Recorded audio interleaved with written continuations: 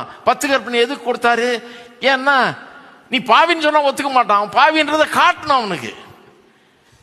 எப்படி காட்டுறது? இந்த 10 கொடுக்குறேன் செய்யி அப்படின்னா செஞ்சு பார்க்கும்போது தான் தெரியும். அடக்கடவுளை திருப்பி திருப்பி செஞ்சாலும் செய்ய வர மாட்டேங்குதே. செஞ்சவன் ஒருவனும் இல்லையா? ஏசுநாதரை தவிர ஒருத்தர் அந்த 10 கற்பனை அப்படின்னு நடந்தது கிடையாது. 10 கற்பனை எதுக்கு கொடுக்கப்பட்டதுன்னா பாவிங்கிறத நம்மளுக்கு நிரூபிச்சு காண்பிக்கும்படியாக. அந்த எக்ஸாம் அந்த பரீட்சை மாதிரி, அது எல்லாரையும் ஃபெயில் ஆக்குற எக்ஸாம். வேணும்னே அப்படி கொடுத்தாரு கர்த்தர். ஏன்னா மனுஷன் பாவின்னு நினைக்கணும். அப்புறம் தான் இந்த பாவத்துக்கு விடுதலையை சொல்றாரு.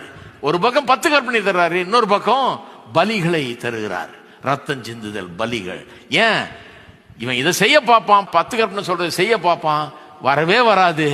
ஐயோ என்னால் முடியலையே, கடவுள் என்ன எப்படி ஏற்றுக்கொள்வார், நான் கடவுளுடைய கோபாக்கினிக்கு ஆளா இருக்கிறேன்னு அப்படின்னு கதறுவான். அப்ப சொல்ற, இங்க வா, உன்னுடைய தண்டனையை இந்த ஆட்டுக்குட்டி ஏற்றுக்கொண்டு உனக்காக மரிக்கிறது, உன்னுடைய பாவங்களை இது ஏற்றுக்கொண்டுச்சு, உனக்கு பதிலாளாக மரிக்கிறது. இதுதான் நடக்க போகுது இயேசு மூலமா சிலுவையில். இதுதான் உன்னுடைய ரட்சிப்புக்கு வழி. நீ உன்னை நீதிமான் ஆக்கிக்கிட முடியாது, நீ நீதிமான் ஆக்கப்படுகிறாய். இதுதான் நான் வச்சிருக்கிற வழி அப்படின்னு காமிக்கிறார்.